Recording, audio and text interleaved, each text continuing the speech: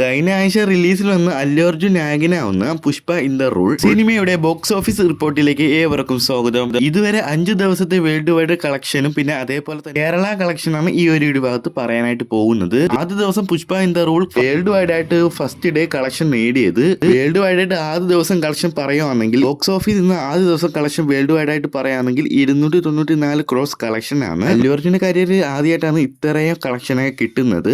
രണ്ടാമത്തെ ഡേയ്സിലെ world wide ആയിട്ട് collection പറയുകയാണെങ്കിൽ അതിന് മേലാണ് കളക്ഷൻ കിട്ടിയിട്ടുള്ളത്. ലോകമെമ്പാടും രണ്ടാമത്തെ ദിവസം ക്രോസ് കളക്ഷൻ കിട്ടിയത് 449 ക്രോസ് കളക്ഷൻ ആണ്. ഈ ഒരു സിനിമ കേരളത്തിൽ നെഗറ്റീവ് ആണെങ്കിൽ പുറത്തൊക്കെ നല്ല രീതിയിൽ ഈ ഒരു ചിത്രം ബ്ലോക്ക് ബസ്റ്ററായി മാറിയിട്ടുണ്ട്. കേരളത്തിലാണല്ലോ കൂടുതൽ നെഗറ്റീവ്. എന്നാൽ ഇന്നലെ ഞായറാഴ്ച കേരള കളക്ഷൻ പറയുകയാണെങ്കിൽ 2,20,00,000 ഇന്നലത്തെ ഞായറാഴ്ച കേരള കളക്ഷൻ കിട്ടിയത്. ബോക്സ് ഓഫീസ് റിപ്പോർട്ട് പ്രകാരം ഇത്രയാണ്. ട്രാക്കിങ്ങിലും റിപ്പോർട്ട് ഇങ്ങനെയാണ് സൂചിപ്പിക്കുന്നത്. കേരളത്തിൽ നെഗറ്റീവ് ആണെങ്കിൽ അല്ലു അർജുൻ ആയതുകൊണ്ട് ഇത്രയും കളക്ഷൻ കിട്ടുന്നുണ്ട്.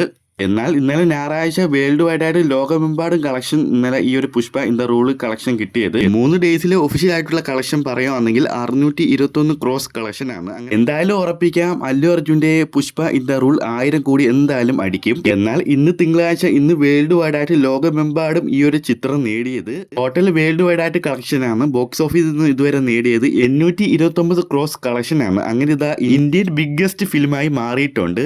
എന്നാൽ ഇതുവരെ കേരളത്തിൽ നിന്ന് ഈ ഒരു Pushpa in the rule collection കിട്ടിയത് ട്രാക്കിംഗ് റിപ്പോർട്ട് പ്രകാരം കേരള ബോക്സ് ഓഫീസിൽ ഇതുവരെ കിട്ടിയത് 14 കോടി മേലാണ് ഇതുവരെ ഈ ഒരു ചിത്രം നേടിയത്. നാളെ 5ാം ദിവസം ആകുമ്പോൾ ചിലപ്പോൾ 1000 ക്രോസ് കടന്നേക്കാം. എന്തായാലും ഉറപ്പിക്കാം അല്ലു അർജുന്റെ ഈ ഒരു സിനിമ 1000 കോടി അടിക്കും, ഉറപ്പാണത്. നിങ്ങൾ പുഷ്പ ഇൻ ദ റൂൾ കണ്ടോ? ജസ്റ്റ് ഒന്ന് കമന്റ് ആയിട്ട് നിറയ്ക്കുക. ആരൊക്കെ കണ്ടു അതൊന്നും അറിയാനാണ്.